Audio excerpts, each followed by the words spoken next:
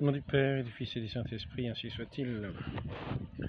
Se peut que ce soit des entretiens qui, par la suite, seront peut-être beaucoup plus rares. Ça dépendra des circonstances. Il se peut que ce soit un des derniers ou que les suivants soient beaucoup plus rares. Que ça continue, mais préviens juste. J'ai l'impression que beaucoup de gens seront contents de ne pas entendre ce que je dis. Soit parce que ça les indiffère, soit parce qu'ils sont gênés que les fois un petit peu aux entournures. Quel que soit le bord. Il y en a presque pour tous les bords. Parce que l'Église est canonnée de tous les bords.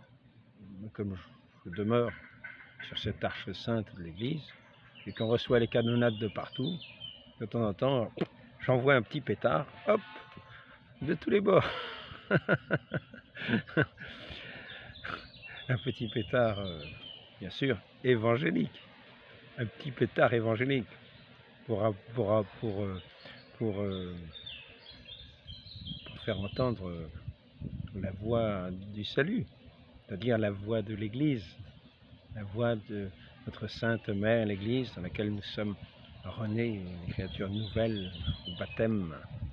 Cette Église qui est le corps du Christ, l'épouse de l'agneau, le corps dont le Christ est la tête. Pas une tête avec des multicorps, des dizaines de corps très variables qui se tapent dessus les uns les autres. Non.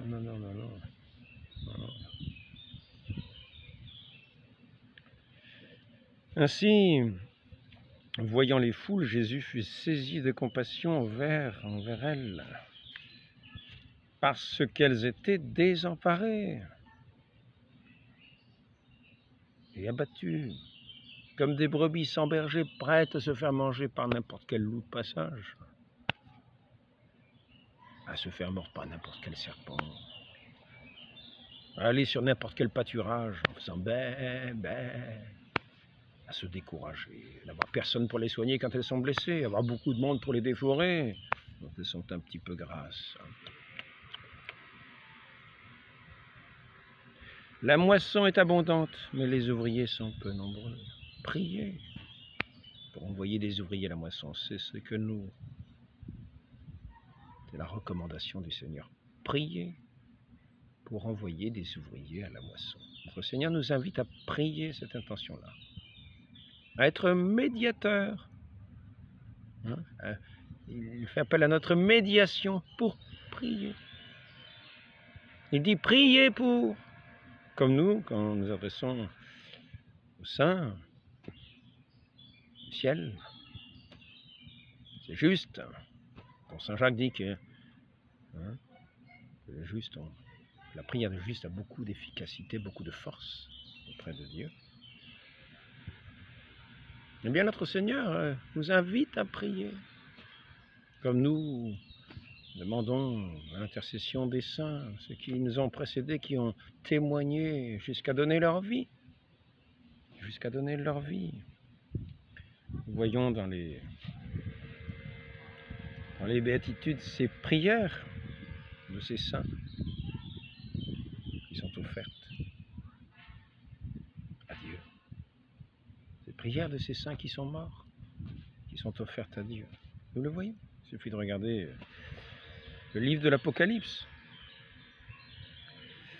Et je tiens le livre de l'Apocalypse, d'ailleurs je peux trouver la référence. Après tout, il se peut qu'il y ait même des références.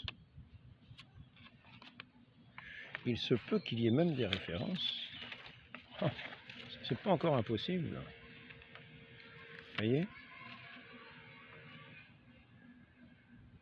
De l'assemblée des premiers-nés inscrits dans les cieux, du juge qui est le Dieu de tous, des esprits des justes parvenus à la perfection. Alors ici, c'est « Je vis les âmes de ceux qui avaient été immolés à cause de la parole de Dieu. » Ce qu'on appelle les martyrs. Ils crieront d'une voix forte. Ils crièrent d'une voix forte en disant « Jusqu'à quand, Maître saint et vénérable ?» Tarderas-tu à juger et à tirer vengeance de notre sang sur les habitants de la terre? Voici la prière de ces bienheureux qui demandent justice à Dieu dans leur prière. Notre Seigneur compte, nous invite à prier, L'Esprit Saint qu'il a mis en nous pour prier, nous qui avons été sanctifiés dans son sang, nous qui avons cru à sa parole, qui avons écouté ses envoyés, c'est-à-dire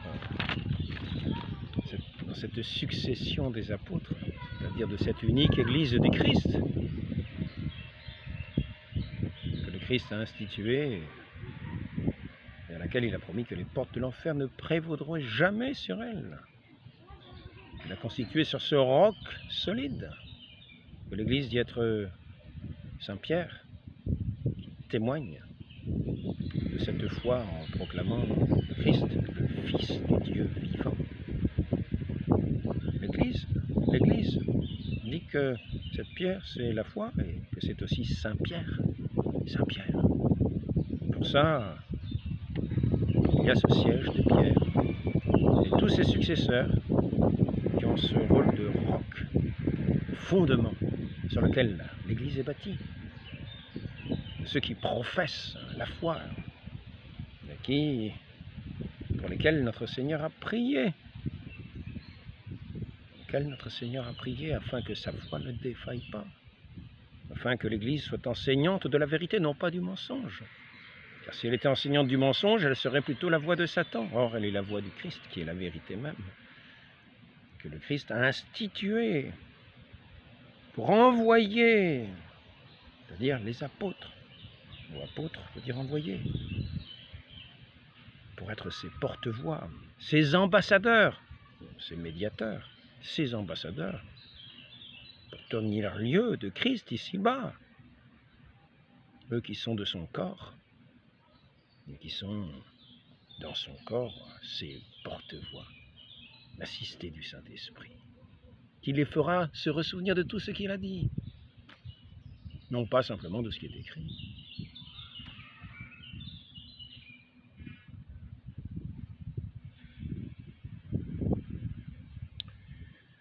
Donc, Saint Paul, dans ses lettres, parle de choses quelquefois très compliquées. C'est Saint Pierre qui nous prévient. Tout le monde n'est pas apte à comprendre ce que dit Saint Paul dans ses enseignements. Et d'ailleurs, notre Seigneur nous rappelle la même chose. Je vous rends grâce, Père, d'avoir caché cela aux sages et savants du siècle, de l'avoir révélé aux tout petits. Et c'est en gros la même chose qui est dit à Saint Pierre. Ce n'est pas la chair et le sang qui t'ont révélé.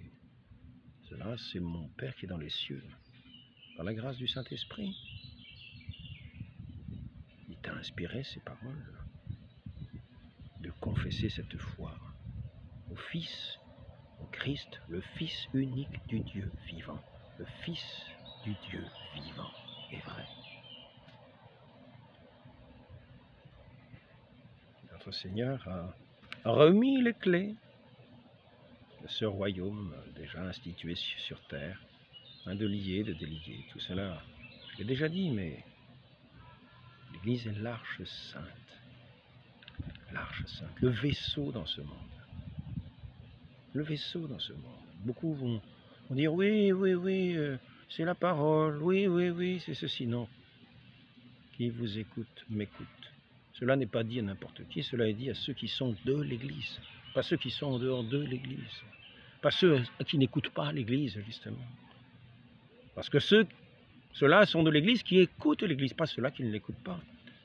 Luther a été de l'Église un moment, peut-être n'était-il pas de cette Église, comme dit Saint Jean. Ils sont sortis de parmi nous, mais en fait, ils n'étaient pas des nôtres. Car s'ils avaient été des nôtres, ils ne seraient jamais sortis. Il y en a beaucoup qui ont les apparences d'être des nôtres et qui ne le sont pas, qui le sont de figure, qui le sont par grimace, mais non pas de cet esprit. Pour le baptême, il faut non seulement l'eau. Ceux qui entre dans le royaume des cieux. Nul ne peut entrer dans le royaume des cieux s'il ne renaît de l'eau et de l'esprit. L'eau ne suffit pas. D'ailleurs, l'esprit. Notre Seigneur dit que normalement, ça ne suffit pas non plus. Il faut l'eau. Nul ne peut entrer dans le royaume des cieux s'il ne renaît de l'eau et de l'esprit. C'est la porte du royaume, de ce royaume des cieux que notre Seigneur est venu instaurer et dont il est le maître. Il est le pasteur. Et lui qui s'en va, il institue Pierre comme pasteur. Sois le berger de mes brebis. Je le répète, je le redis, pour ceux qui ont du mal à entendre, pour ceux qui n'écoutent pas l'Église. Notre Seigneur leur dit, je le répète encore une fois, je le répéterai dans cet entretien, pour qu'on s'en souvienne. Si quelqu'un n'écoute pas l'Église, ne veut pas écouter l'Église, tenez-le pour un païen et un publicain. Il n'est pas dit si quelqu'un ne lit pas les Écritures. Il n'est pas du tout question de lire les Écritures. Il est question d'écouter l'Église. La foi naît de la prédication des apôtres dans la succession, dans l'union au siège apostolique. Pas dans la discorde, dans l'union. C'est un corps. Ce n'est pas un corps désarticulé, c'est un corps uni à une tête. Ici-bas, comme il y a toujours eu des chefs, dans ce peuple de Dieu, comme Moïse, il y a toujours eu quelqu'un qui a porté l'alliance de notre Seigneur avec notre Dieu, Noé, cette arche sainte, au milieu de ces flots, de tous ceux qui n'écoutaient pas Noé, de tous ceux qui sont restés dans être engloutis. Ah, ils n'écoutaient pas l'Église, qui était déjà préfigurée par cette arche. Ils n'écoutaient pas l'Église, ils sont restés en dehors, et oui, ils sont restés dans les eaux du déluge, noyés, noyés dans les voies du monde, noyés dans les voies du monde. Tous ceux qui n'écoutent pas l'Église sont noyés dans les voies du monde. Ils n'entendent pas la voix de Dieu, dont le Christ a envoyé, en médiation des ambassadeurs qui parlent en son nom. Il ne s'agit pas de dire Seigneur, c'est Seigneur, je l'ai déjà dit. Ce n'est pas ceux qui disent Seigneur, c'est Seigneur. Il ne s'agit pas de dire nous parlons en notre nom, et donc le Saint-Esprit est avec nous. Non, non, non. Il s'agit de ne pas se moquer du bon Dieu. Qui n'est celui-là est de l'Église, qui écoute l'Église. Qui écoute l'Église, c'est-à-dire qui ne l'écoute pas, afin de se fiche des paroles, de les laisser aux oubliettes. Non, qui les écoute pour les faire siennes, pour les assimiler, pour en vivre, pour être le pain vivant, la nourriture solide.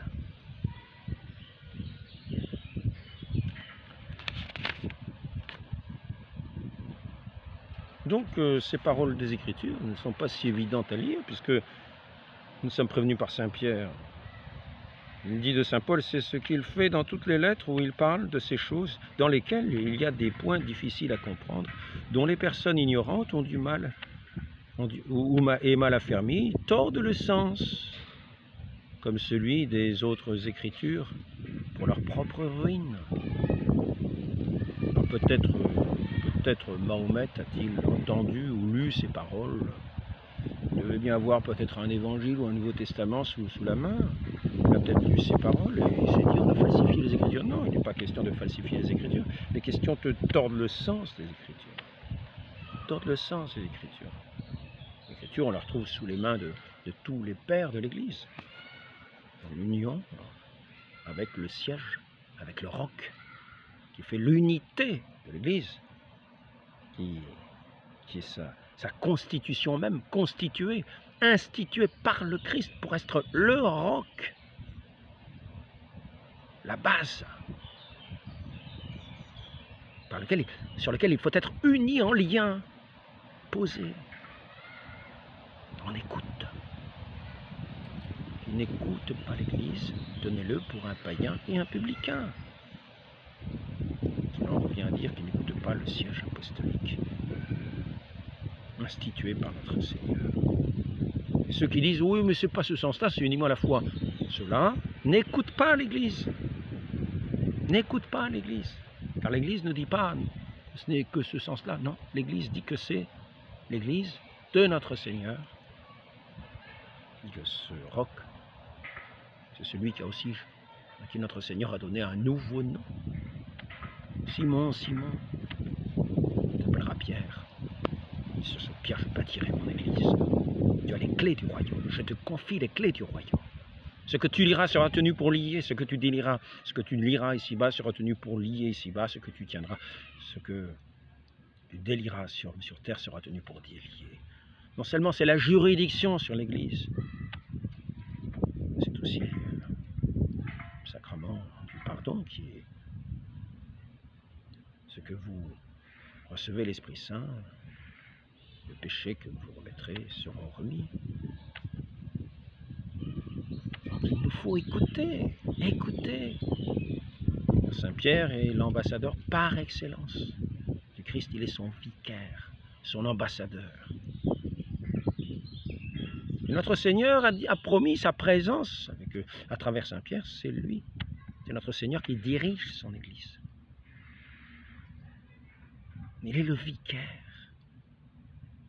Ne cherchons pas une autre Église ailleurs. Il y en a 10 000 ailleurs, mais ce n'est pas celle du Christ. Ce ne sont pas celles du Christ. Il n'y en a qu'une. Instituée dès l'origine.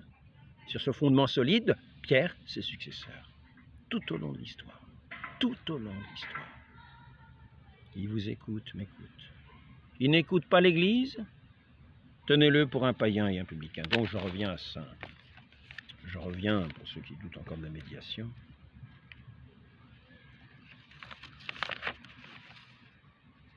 Nous faisons donc fonction d'ambassadeur pour le Christ.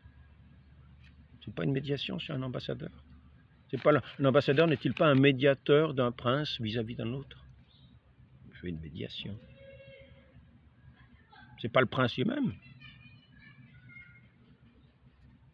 Ce n'est pas le prince lui-même qui parle à l'autre prince, il envoie un ambassadeur en médiation. Il fait une médiation. Il parle en lieu et place du prince qui lui a dit que faire et que dire.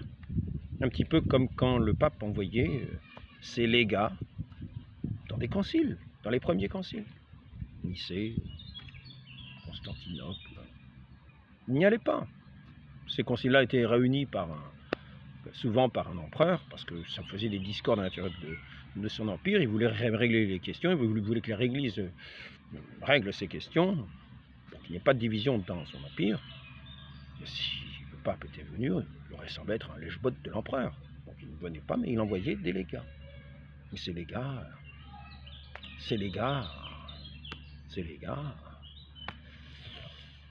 quand ils signaient, ils engageaient d'une certaine manière le pape. Quand ils les approuvaient, d'une certaine manière, c'était l'engagement du pape qui était fait sous leur signature. Bien sûr, il fallait ensuite que le pape approuve ce qui avait été signé par les légats, afin que ce concile soit vraiment œcuménique. C'est-à-dire ait l'autorité du siège, du roc, en union. Car c'est lui qui lit. C'est lui qui a les clés. Comprenons-le bien. Comprenons-le bien. Ne laissons pas berner par toutes les voix des alentours. C'est moi, c'est moi. Il en viendra beaucoup, mon nom, qui diront c'est moi, c'est moi. Ne les écoutez pas. Notre Seigneur a institué à fond, les apôtres. Il les a institués, nous les connaissons, les 12. Quand un a disparu, c'est Matthias qui l'a remplacé. Quand Judas, après sa trahison, est parti, c'est Matthias qui l'a remplacé. Ça a été institué, ça a été lié ici-bas, et ça a été tenu pour lier au ciel, successeur de Judas. Mais il n'a pas tenu la même place que Judas, non. Il a été apôtre de notre Seigneur. Comme quoi, cette Église sainte, il est écrit non seulement qu'elle est la base et la colonne de la vérité, donc la raison pour laquelle il faut l'écouter, l'Église, le corps du Christ. Le Christ, unique médiateur qui a donné sa vie, nous a valu le rachat de tous nos péchés, notre salut. Mais l'Église est son corps. L'Église est son corps. Et il agit par son corps sur terre, ici-bas. Il a fait alliance. Et dans cette alliance, c'est cette eau de cette eau fade, c'est cette eau insipide, a été changée dans cette saveur de ce vin de l'Esprit Saint, à la demande de la très sainte Vierge Marie, qui dans ses prières, dans sa fidélité, elle a obtenu le Sauveur, qui naquit d'elle, qui a fait que nous avons goûté le Verbe de vie, goûté cette sagesse, ce sel de la terre, ce vin nouveau pour cette outre neuve de l'Église, cette arche sainte.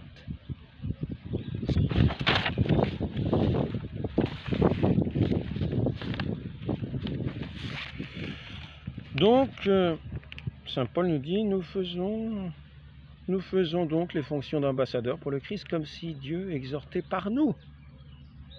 Mais il ne dit pas ça de ceux qui n'écoutent pas l'Église et qui font leur volonté. Qui disent c'est moi, et en fait ce n'est pas eux. Bien nombreux sont ceux qui, il en viendra, qui diront c'est moi, ne les écoutez pas. Luther, c'est moi, le pape est un hérétique, le pape est l'antichrist, c'est moi qui n'écoute pas l'Église, affirmait-il dans cette parole péremptoire. C'est moi qui n'écoute pas l'Église, disait Luther, c'est moi qui décide. Je n'écoute plus l'Église, c'est moi qui décide. Il s'est fait pape à la place du successeur établi. Il a déchiré, il a voulu déchirer, il a entraîné à sa suite. Comme il est dit, comme ces aveugles qui guident d'autres aveugles. Aujourd'hui, nous préparons la route à l'islam, à cet autre loup qui vient ravager le troupeau du Seigneur, qui est venu le ravager tout au long de l'histoire, faire ses haines contre tout ce qui est chrétien. Entre vous et nous, c'est une inimitié jusqu'à ce que vous deveniez musulmans. Entre vous et nous, c'est l'inimitié, la haine. Je ne me souviens plus de la sourate, enfin, peut-être 60, peut-être 4, un truc comme ça. Donc,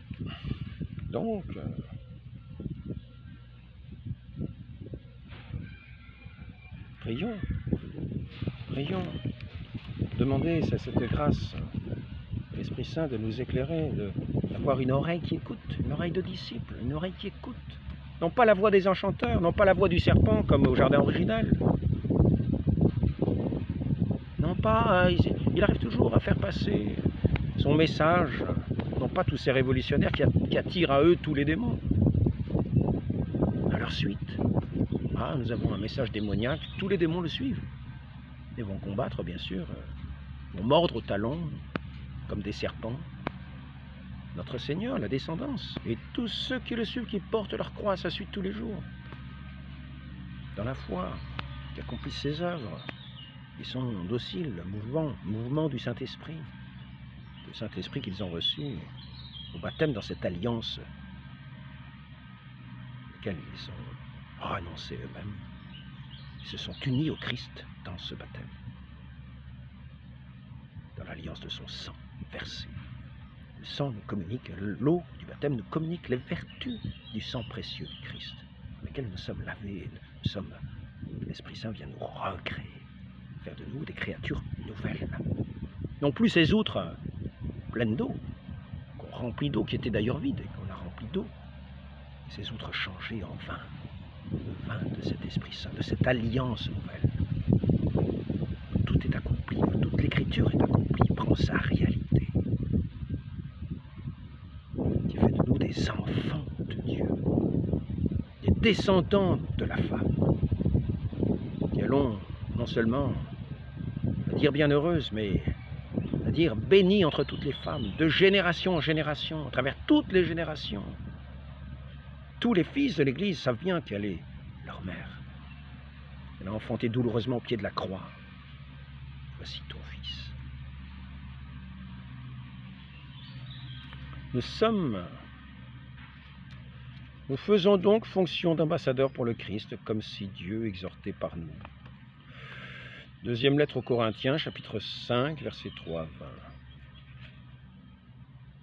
Certes, car les lèvres du sacrificateur, Malachie 2, chapitre 2, verset 7, les lèvres du sacrificateur doivent garder la science, et c'est à sa bouche qu'on demande la loi. C'est pas au premier venu. Pas au premier venu. Notre Seigneur, la veille de sa passion,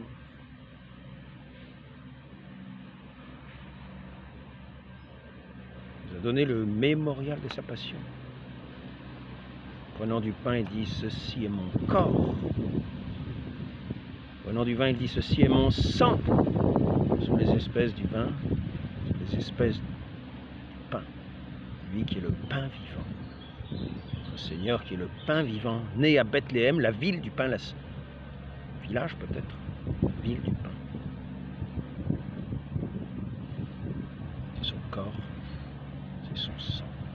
Il donne en nourriture, en boisson. La chair ne sert de rien, nous dit-il. La chair ne sert de rien, c'est l'esprit qui vivifie. Notre Seigneur a pris notre chair humaine. C'est l'œuvre de Dieu. Dans sa chair. Il opère le sacrifice véritable, l'offrande parfaite au Père Céleste pour notre salut. Il nous dit la chair ne sert de rien. Ceux qui voudraient interpréter les Écritures pourraient dire, vous voyez, la chair ne sert de rien. Que ce soit du pain ou le corps, ça ne sert à rien. C'est le corps de notre Seigneur. Il se fait présent. Il se rend lui-même présent. Il se donne à nous en nourriture. Pour être la vie de nos âmes dans son Église. Qui écoute l'Église, qui enseigne ce que je vous dis, qui écoute l'Église, m'écoute. Et celui qui n'écoute pas l'Église, tenez-le pour un païen et un publicain. Il ne m'écoute pas, il rejette mes paroles, il me rejette, il rejette mon Père. Il est donc de ceux qui attaquent au talon. La descendance de la femme, ses enfants, la descendance de la femme, le Christ, et le corps du Christ, son Église, une avec lui. Lui écrase le talon. Lui écrase pas le talon, lui écrase la tête. Donc, sachons, nous sommes. Celui-ci est de l'Église qui écoute l'Église. Celui-ci n'est pas de l'Église qui n'écoute pas, qui ne veut pas écouter l'Église. C'est simple. C'est simple. Donc, celui qui est du Christ, il écoute l'Église du Christ. Celui qui ne l'écoute pas, c'est important. La foi naît de la prédication, mais pas de n'importe quelle prédication. Il y a bien des loups ravissants qui sont déguisés pour toujours vouloir déformer la vérité. La vérité est simple. C'est l'évidence même.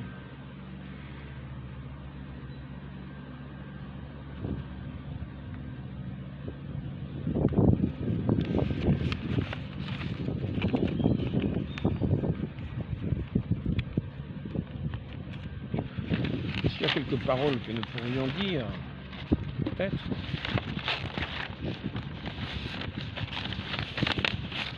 Quelques paroles que nous pourrions, jusqu'à la consommation des siècles. Donc c'est cette Église qui a été fondée par notre Seigneur sur la foi de Saint Pierre, sur Saint Pierre professant sa foi, sur ses successeurs.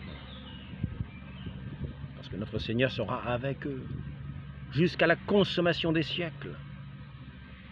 Pour dire cette même foi, dans l'unité de la foi. Et il a prié pour que cette foi ne défaille pas, pour que les portes de l'enfer ne prévalent pas. Donc cette Église perdure, perdure, perdure, perdure, de siècle en siècle, une, indivise. Car qui divise se sépare du Christ nécessairement.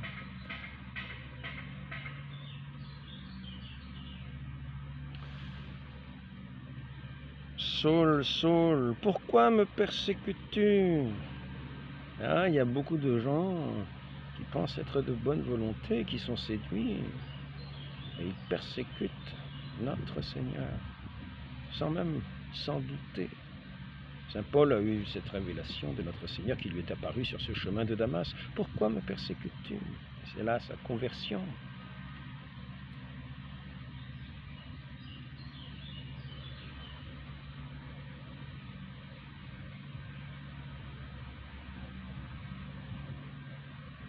Ne tordez pas les paroles du Dieu vivant. Donc il est facile de tordre les paroles du Dieu vivant, de ne pas écouter comment l'Église les entend, ces paroles du Dieu vivant.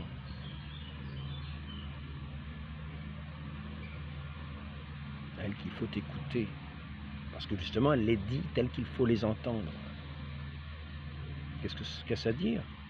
Que si on ne l'écoute pas telles que l'Église dit qu'il faut les entendre, que si on n'écoute pas l'Église qui nous dit comment entendre ces paroles, nous n'écoutons pas l'Église de notre Seigneur. Nous sommes des païens et des publicains. Comment faut-il entendre les paroles que nous pouvons lire? Telles que l'Église nous dit qu'il faut les entendre. Parce que c'est l'Église, la base et la colonne de la vérité. C'est dommage, je n'ai pas mis la référence où il disait qu'il était marqué, c'est Saint Paul qui le dit, elle est sainte. Elle est sainte. Il y avait un deuxième terme, mais je ne me souviens pas de la référence. Mais certains la connaissent, ceux qui la rendent sainte. C'est l'Esprit Saint qui lui est promis. Qui la rend sainte, c'est qu'elle est l'arche de la sanctification. Elle est animée du Saint-Esprit qui vient frapper à la porte des cœurs pour opérer cette œuvre sainte de la conversion qui est prêchée au nom de notre Seigneur dans l'unité à son corps.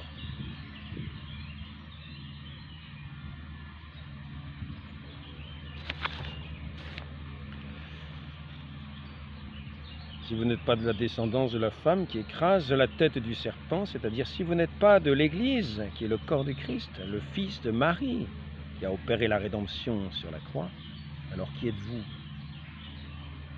Si vous n'êtes pas de la descendance de la femme, c'est-à-dire de l'Église, qui est le corps du Christ, alors qui êtes-vous?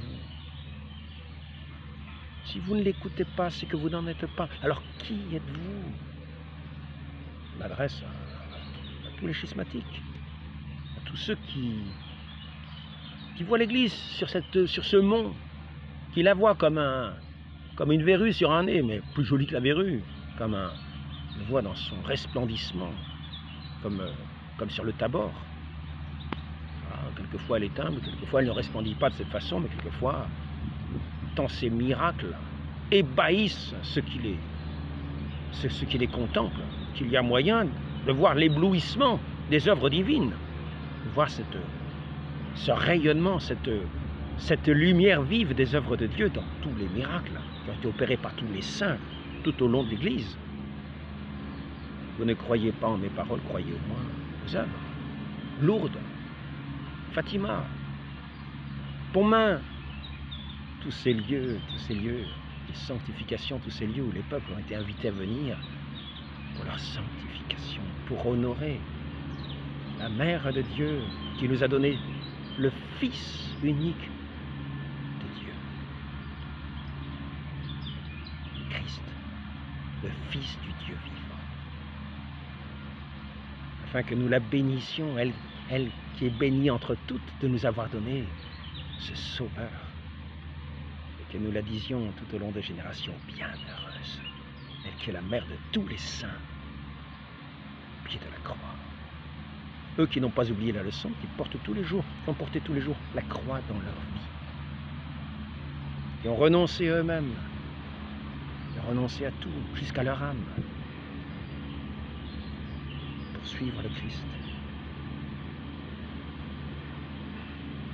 dans l'espérance de ce salut. Dans cette joie, l'Évangile, cet Esprit Saint qui est ce vin nouveau, vient donner la joie véritable.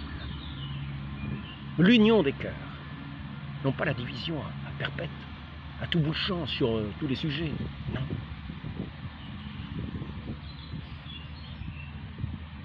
est-il un dernier point que je pourrais voir? Voyant les foules, Jésus fut saisi de compassion envers elles, parce qu'elles étaient désemparées, abattues, quand il n'y a pas de pasteur. Les brebis sont perdues sur tous les champs, sur tous les terrains, comme abattues, comme des brebis sans berger. C'est ce que nous dit notre Seigneur. Mais il ne nous a pas laissés sans pasteur. Pierre m'aimes-tu? L'amour donne la lumière, la haine donne l'aveuglement. Il y en a qui ont en haine l'Église. Il y en a qui ont en haine l'Église et qui le professent. Dans la sourate que je vous ai dit tout à l'heure du Coran, je crois que c'est 64, c'est peut-être une autre, c'est peut-être 2,193, vous verrez. 2, verset 193, vous verrez. Elle n'est pas beaucoup mieux, celle-là, vous verrez. Combattre, comme le serpent. Je vais arrêter là. Donc, n'écoutons pas tous ces nombreux faux prophètes qui vont venir, comme le Christ nous l'a annoncé. Ils viendront beaucoup en mon nom. Ils portent juste le nom, ils disent juste Seigneur, Seigneur, mais ils n'écoutent pas l'Église. C'est à cela que vous les reconnaîtrez. L'Église qui est garantie par le Dieu Tout-Puissant. Il a promis d'être toujours avec elle, avec l'assistance du Saint-Esprit. Toutes les loges pourront faire ce qu'elles voudront. Elles n'y pourront rien, c'est un roc inébranlable.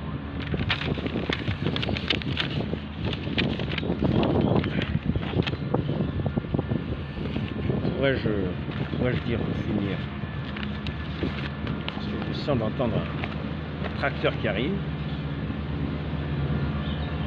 Benoît 15. Je lis une dernière phrase. Je ne sais pas ce que c'est. Surprise. Tous savent à qui a été confié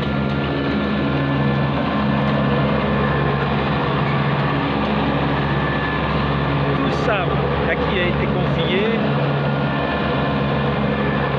tracteur est juste à côté. Je ne m'attendais pas à ce qu'il arrive si vite. Et ce sera la dernière. Alors, tous savent à qui a été confié le divin magistère de l'Église. Le devoir des autres est de l'écouter avec déférence. Ad beatissime. C'est une lettre apostolique de Benoît 15. Une ville placée sur une montagne peut être cachée. Elle remplit toute la face de la terre. Donc c'est l'épître de Saint Jean. L'épître de Saint Jean. Et c'est aussi cité par Saint... Non, c'est une citation de Saint Augustin. Citation de Saint Augustin, je crois qu'elle est aussi citée dans une... Comment ça s'appelle? De Léon XIII, que j'ai cité assez souvent. Je ne me souviens plus comment elle s'appelle celle-là. Satis cognitum, bien sûr. L'Église chancellera si son fondement chancelle. Mais comment pourrait chanceler le Christ? Tant que le Christ ne chancellera pas, l'Église ne fléchira jamais jusqu'à la fin des temps. Où sont ceux qui disent « l'Église a disparu du monde » puisqu'elle ne peut même pas fléchir. Saint Augustin dans Satis Cognitum, Léon XIII.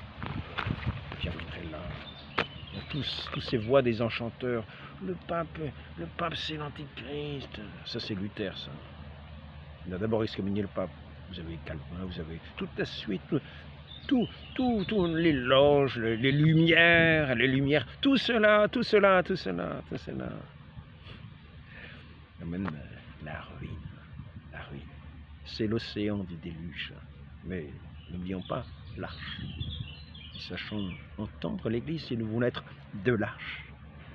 Noé a appelé, il n'y a pas eu beaucoup d'élus. Si nous voulons être de cette arche, sachons écouter l'arche, sinon nous serons en dehors. Dans cette grâce à la très sainte Vierge Marie, celle que toutes les générations, la femme dont la descendance écrase la tête du serpent, il n'y en a qu'une, la descendance qui écrase la tête du serpent, c'est le Christ, l'unique médiateur qui a versé son sang pour le salut de l'humanité. C'est lui qui écrase la tête du serpent, sur la croix. Donc, la femme dont la descendance écrase la tête du serpent, qui la diront? cette descendance qui la dira bienheureuse Vierge Marie, bienheureuse Vierge Marie, bienheureuse Vierge Marie. Toutes les générations me diront bienheureuse. Je vous salue Marie, pleine de grâce. Ça c'est la médiation de l'ange. Je vous salue Marie, pleine de grâce. Le Seigneur est avec vous, vous êtes bénie. Ça c'est sa cousine Élisabeth. Vous êtes bénie entre toutes les femmes et Jésus, le fruit de vos entrailles, est béni. Sainte Marie, Mère de Dieu, là c'est le corps du Christ qui parle. Sainte Marie, Mère de Dieu, priez pour nous, pauvres pécheurs, reconnaissons pécheurs. Ils sont pas ces révoltés contre l'Église qui disent oui c'est nous, non, ces pauvres pécheurs, ils ont besoin d'entendre la voix de notre Maître, cette voix salvifique, cette voix qui est notre pain vivant, véritable. C'est béni entre toutes les femmes. Jésus, le fruit de vos entrailles, est béni. Sainte Marie, Mère de Dieu. Là, c'est la parole du corps du Christ, de l'Église. Mais c'est aussi la voix du Christ lui-même. Parce que l'Église parle en son nom. Sainte Marie, Mère de Dieu. Il nous invite, nous pauvres pécheurs, à nous remettre à sa mère, comme il a remis Saint Jean à sa mère. Priez pour nous pauvres pécheurs, maintenant et à l'heure de notre mort.